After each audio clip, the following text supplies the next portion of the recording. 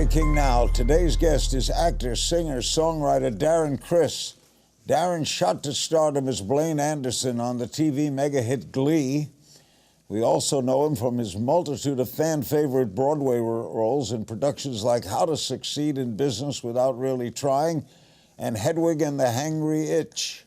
And now Darren is tackling the role of Gianni Versace's killer, Andrew Cunanan, in The Assassination of Gianni Versace, American Crime Story, airs Wednesdays at 10 p.m. on FX. Why are you smiling? I'm really excited to be here, and I'm not going to deign to correct Larry King. Correct me. But just because you're a theater fan, it may behoove you in future conversations. It's Hedwig and the Angry Inch, but in your defense... What did I say, Angry Itch? I think it was Hangry Itch, which I kind of... I like that better. Is relatable, you yeah. know, they would have done better if they used my title. They really would have been. This is the way I get around things. That's more the millennial title, the Hangry Itch. They tell me that was a very difficult part. I mean, it's certainly a fun role. It's a very complex role, so I guess difficult is a good thing. I think that's a good superlative to have for a role. When I was at CNN, we did a lot of shows. Oh, yeah. Cunanan, the Versace murder. You play the killer, Andrew Cunanan. People are raving about the performance, say you're going to win an Emmy. How did you get the role? What did you think of the part? Well, this is a very long conversation. I mean, being here right now is incredibly meta, considering that you were a huge part of, I guess, the research end of this. I was just watching your interview with Cunanan's mother and father and friends. We're the only brother and sister. Yeah, you're literally the only one. I mean, it's a very limited source material that we have. Maureen Orth's book, you, and people who have met him in life, and even that's difficult because that kind of ran the gamut of experience. But to answer your question, I'm working with Ryan Murphy again, who I worked with on Glee. Even though when I worked with him on Glee, he was definitely my boss. He wasn't a collaborator in the sense that he was in this particular series. So in essence, this was the first time we really got to work together. But he's always been a very kind supporter of me and my work, so it was nice to be back with him. So about 3 years ago, we talked about this story. It was right before they had gone into production for the OJ series. It hadn't even become the kind of mega hit. It wasn't made yet. I was on the OJ series. I know you were. You look good, man. Hemingway directed me. Yes. Oh, yeah. He's great. He's great. Yeah. I mean, he's got an incredible roster of people. I was mentioning you earlier before we had the cameras rolling. The same diligence they gave to you with the wig and everything, and making sure you're wearing the same shirt as you did during the OJ case, they did for this show. There wasn't a single detail that was spared as far as rebuilding things and having the costume. They rebuilt my set. It was nicer than my set. Oh yeah, well next time you just make sure to have Ryan Murphy's people build your stuff. He'll do you justice. How did you see Cunanan? How did you play him? One of the major themes that pervades our show is homophobia, but I think that's a word that we think of in more complex terms than I think the more extreme manifestations of that. It's not just hate crimes or I guess violent outputs of homophobia. I think it's more institutionalized, internalized homophobia, and with a gay man like himself, I think whatever homophobia, at least that we show in our story, had to do more with his own inability to reconcile his differences with the world and sort of holding it against the world that he had to deal with something and not necessarily his homosexuality, but his socioeconomic background and how it was all kind of tied together in this sort of cosmic hand against him, and how that created resentment. And he killed 5 other people. 5 men, yeah. Why did he kill Versace? Well, such is the question of our show, and such is the question, was the question 20 years ago, and people still wonder. It's a very loaded thing. I mean, he killed them, so they don't know. Yeah, I mean, well, he certainly did. We know he did murder him. Our show, luckily, when you have 9 hours to deal with something, you can really, it's not a 2-hour movie. We have to make this as simple and palatable as possible. It is very complex. To boil it down into simple terms, this is a story about the have and the have-nots.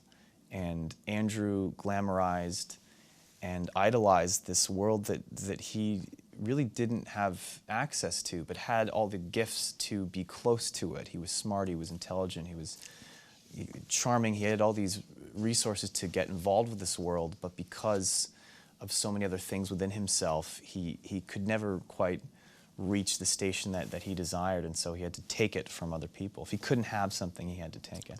I know Marie North very well. As I've gotten to know her a little well as well. She's quite a girl. Yeah, she quite is. a lady. Quite a lady. Tim indeed. Russert's widow. Yes, yeah, that's what I. The Versace family's not happy with it. No, yeah. What do they say is wrong about it? Well, first of all, I imagine that if any of the other people's families, you know, of the four other men, had the public position that the Versaces did, I'm sure they would say the same thing, and they would have every right to. If a family member of mine was publicly murdered, and I wasn't a part of the narrative that was being broadcasted to millions of people, yeah, it'd be upsetting. The story is about Cunanan, right? There's the rub right there. So yeah, I think, you know, there's a lot about the Versaces in the show, but a lot of it follows this sort of character study, this character piece of Andrew Cunanan. And the truth is, we know what happened at point A and point B. We don't know what was said in those rooms, what was said in the car, and we'll never know. And I think what we're trying to convey in our show is less an expose of what really happened, because we could never deign to say that we know the truth. We'll never know. But what we can do is tell the narrative arc of what had to have happened emotionally, psychologically, for point A and point B to be connected. And that's what interests me. You know, we'll never know. And I think the Versaces are more concerned with the way their families being portrayed, and I think we portray them with a great deal of respect and love. And you shot a lot in Miami Beach, right? We did, yeah, right on the very steps, the very house. I used to do a radio show right from that houseboat. Not too shabby, Larry. You know how to pick 'em, man. Those were some days. I bet. You said about this role, you said there are a lot of similarities between us, you and Cunanan, that I like to remind myself and other people of what it is to want what you can't have, that I get who doesn't know what it's like to feel unloved or want to rise above your station or just on a very simple level be liked. Sure. Did you like Cunanan? Well, it's my job to like Cunanan. And I think anybody that knew him, his family or friends, there was so much to like. Now, granted, when you juxtapose that against what he's famous for, it's kind of hard to compromise the two. But we do have to remember that Andrew didn't follow the typical prerequisites of a killer. You know, if you look at the Jeffrey Dahmers of the world, the Mansons, or anybody that's famous for this psychopathic behavior, there's a lot of almost stereotypical patterns in their youth that kind of point to what they did. Whereas Andrew was this very vibrant, bon vivant, loved kid. And you really have to wonder, what's so heartbreaking about this story, other than the obvious tragedies of these homicides, is you go, wait, so if there was all these good things happening, your heart breaks more than it does get angry, because it's just this wasted potential, something so positive that turned into something so destructive. So in that sense, yeah, I have to look towards the best part of him. And as an actor, I'm in the business of empathy. That is my livelihood. My actual opinions of morality, I mean, well, I don't have to conceal. I mean, obviously, these acts were deplorable and unforgivable. But when you look deeper and when you are trying to find the common denominators between yourself and another person, you're going to find more in common than not. Oh. Yeah. After the break, we'll talk about Darren's musical theater roots and what the future holds for the assassination of Gianni Versace's star. We'll be right back on this edition of Larry King Now. Your first love, though, is theater, right? Of course. As many actors and gypsies in my profession were. Are you first a singer? No. I actually kind of fell into that backwards. I was always an actor and a musician. I was a classical violinist for most of my young life, and I was always that actor that liked musical theater. And I liked to sing. I thought I had a pretty good ear, but I never ever thought that I would. You know, I would see Broadway shows or listen to Broadway albums and hear these men and women with these big voices, these Rodgers and Hammerstein, very beautiful, big, robust voices. And I was sort of more of a rock and roll guy. I needed a microphone and a guitar. That made sense to me.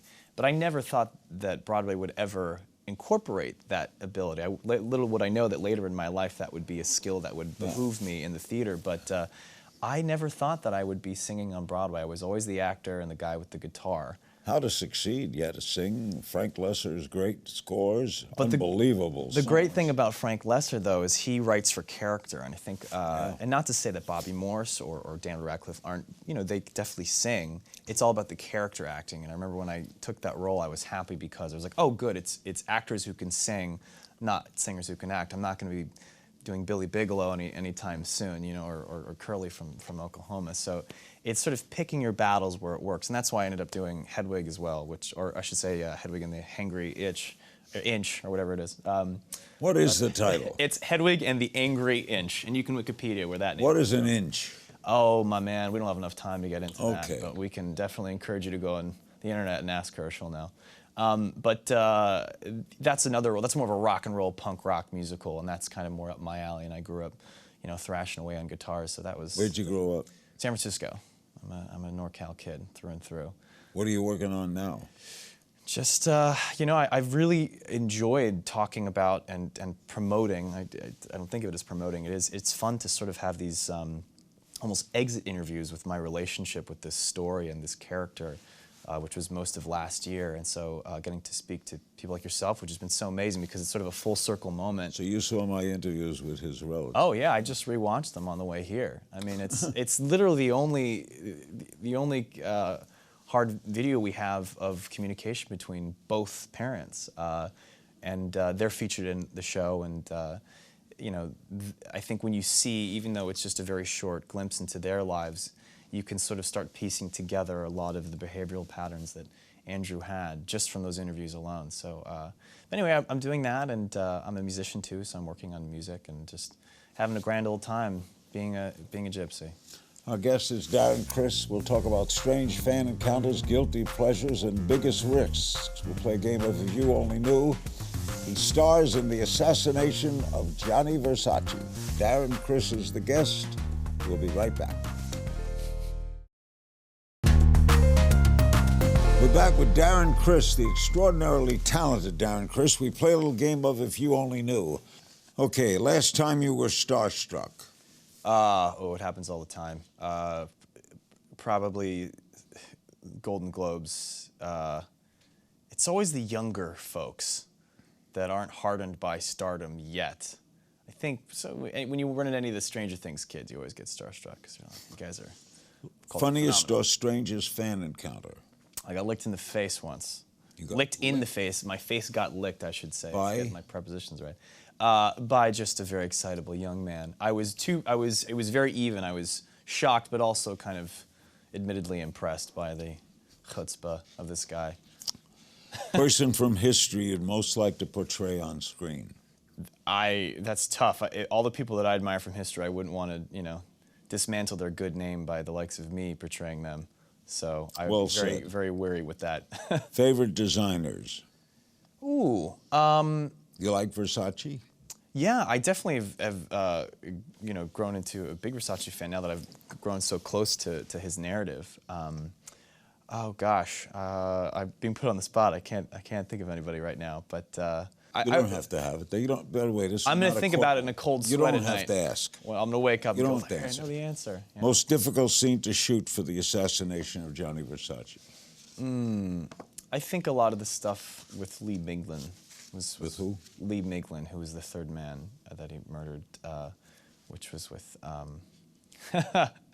with Mike Farrell, aka B.J. Honeycutt. That was kind of wild. I won't get into why, but that was very difficult. Place we'd find you on a day off? At home. Yeah, it's not very fun. I guess a lot of people would be at home, right? If you could speak to one animal, what would it be? Yeah, it depends. Is like a real animal, like an actual animal? I think I speak to a hippopotamus. And why is that? What's it like walking around like that? Yeah. You know, I mean, you're not handsome. You know you're not handsome. They're fast, though. They can run What real fast. attracts you in the Yeah. opposite sex of a hippo? There you go. Oh, that was the question. I thought you were asking me, and I was like, I'm still stuck on the hippo thing. I don't know. I'd want to talk to a penguin, maybe. Penguin, yeah. Yeah, I just What's want. that like, flapping around? Who are your friends? Like, what do you do all day when you're just kind of hanging out in the Arctic? Like, what's your plan here? Best advice you ever got? Take responsibility for your actions. What was the worst advice you ever got? I don't know. I don't know. Give me some bad advice. Don't go into theater. All right, thank you. There you go. Who's an actor you're dying to share the screen with? Oh man, so many. I've always said this. I've always said this because he's somebody from the Bay Area that I've always admired. He's had such an amazing career, and this year he's kind of in the center of the spotlight, and he's about to win an Oscar. So I don't want to jinx that for him, but Sam Rockwell has always been one of my favorite actors. He's gonna win. Yeah, I hope so. There's two sure winners: him and the Best Supporting Actress. Yeah, he'll be all right. And even if he didn't, he's been killing it for a long time. So Music we'd be surprised you listen to. I don't know if anybody would be surprised, at least people that know me, because I'm such a voracious music consumer, and I sort of have a insatiable appetite for culture in general. So Like all kinds of music. Yeah, I'm very, very deep into a lot of stuff. I don't know, people maybe be surprised that I try and educate myself as much with, like I look at it like an educational project because I didn't grow up listening to it, but country western music, which is super popular outside of my circles, but there's so much to be learned from what's going on in the country western scene, so yeah. Person from history you'd like to take to lunch? Oh, Sammy Davis Jr. Knew him well. I bet. I'm going to have so many questions later. That's so cool. What would you choose as your last meal? Last meal, like a really, really nice traditional Japanese meal, like a kaiseki, like very, very ancient samurai kind of stuff. Like. You're a little weird, Darren. Thank you. You're welcome. That's a compliment. I appreciate that. Person who inspires you the most? I know Larry King's doing pretty well. That's a nice choice. Yeah. It was the hippopotamus coming. That's what got it. I'm surprised I came up with it. I know why. Or a rhino. I just saw Black Panther. Yeah, so good. Whoa. I can't wait to see it again. And those rhinos. Oh, yeah, right? How the hell do they ride those rhinos? Yeah, I don't want to burst your bubble. Pretty sure those rhinos weren't real, but for the purpose of this interview, I'm going to go ahead and tell you those are very real rhinos. Maybe they weren't, but that's a great movie. Yeah, it's a great movie. You know, I'd ask a rhino. You know, they always have like a bird buddy in comic books or whatever. There's always like a bird. I just want to be like, what's your relation? Who's looking out for who here? who's wearing the pants in this relationship? That movie's special. It is a special movie. Well, it's more than a movie. That's what makes it so great. And it's also just a damn good movie. Yeah. Yeah, I can't wait to see it again. Wakanda forever. In our final moments, Darren will answer your fan questions from social media. Stay with us on this edition of Larry King Now.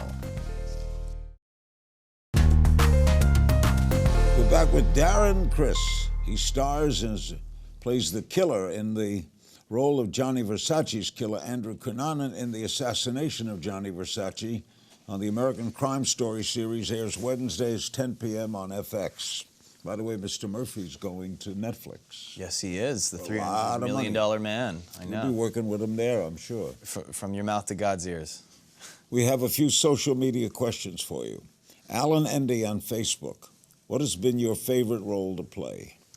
I've been really, really lucky so far. I feel like I keep outdoing the last role. I'm particularly affectionate towards Hedwig, mainly because Hedwig has a huge kind of cult following, fan base. How long did you do it? I did it for about 6 or 7 months when I did it on Broadway, and I did it for about a month or two when it was on tour. I was a huge fan of that show growing up. The movie meant a great deal to me when I was a teenager, and so getting to actually do it myself, I felt like I was joining the Beatles. It was a movie? Yeah, it was a very successful movie in the early 2000s. Yeah. So yeah, I felt like I got to join the Beatles. It was a really cool moment for me. Sammy V on Twitter. What are your goals for the future? More music, more TV, more film, more Broadway? Well, I'm lucky that that's even part of the question. Versatility is and keeping things as mixed as possible is really the goal. So if you ask me if I'm a musician, I'll tell you I'm an actor. If you ask me if I'm an actor, I'll tell you I'm a songwriter. And I just like keeping people and myself off balance. So hopefully a healthy mix of all of them. But it really just depends on the quality of the product. We'll see. At Smith WFB on Twitter, do your parents watch American Crime Story? And if so, what do they think?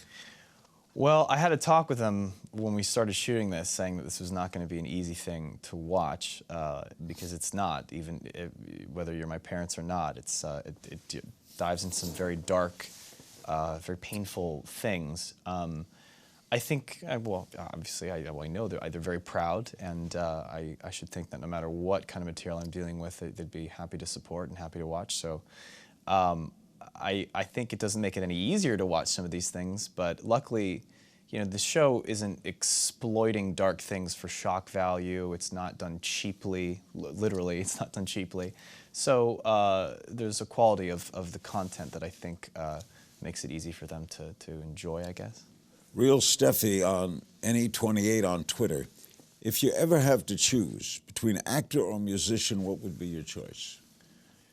I would never be able to, but if I really, really, really had to, as much as it would kill me, I'd probably...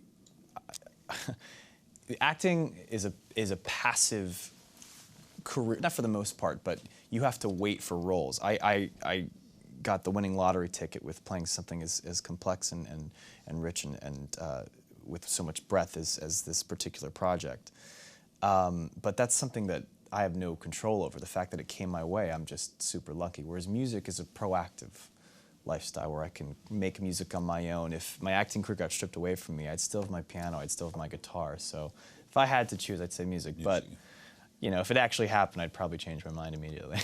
Carla Booklove on Twitter. Were there any uncomfortable moments while filming American Crime Story? Of course, there was a lot of uncomfortable moments, but you know, we would try and keep morale high on set. I'm kind of a practical joker, or maybe to quote Larry King, I'm a little weird, so I have a lot of fun with the When I say weird, it's a compliment. Oh, and I took it as such. Thank you. I'm weird. It takes one to know one, exactly. No, damn right. I see it. We see our own, but we try to keep things as light as possible on set. 20 Emma on Twitter. What's your favorite smell? Oh, that's a good question. Man, what are the big ones? People love some people really love new car smell. Bacon, of course. Bacon, new car smell. New car. I love a new guitar. The wood and the varnish on a new, beautiful gasoline guitar. You like gas? It's a very divisive choice. Some people really hate it. I dig it. I grew up. My parents grew up. When I grew up, we had these like very old diesel cars. Oh yeah. That smell. Great. Turpentine. Yeah, maybe, I don't know. I'm kind of on the fence about turpentine. Paint? Were you huffing turpentine back in the day? Sometimes paint. Paint? Oh yeah, paint. Some paints. I think depends the kind. I don't know if you're supposed to be sniffing that stuff, man. Wind at the beach. Wind at the beach. Depending what kind of beach. Some beaches I would recommend you not be sniffing. Yeah, I'll stick with the guitar smell. Maybe that's the romantic in me. But the weirdo in me that wants to relate to you will say, yeah, sure, turpentine and smelly beaches. Thanks a lot. Big thanks to my guest, Darren Criss. Be sure to see him in the Assassination of Gianni Versace, American Crime Story. The limited series airs Wednesdays at 10 o'clock p.m. on FX. And as always, you can find me on Twitter at King's Things. I'll see you next time.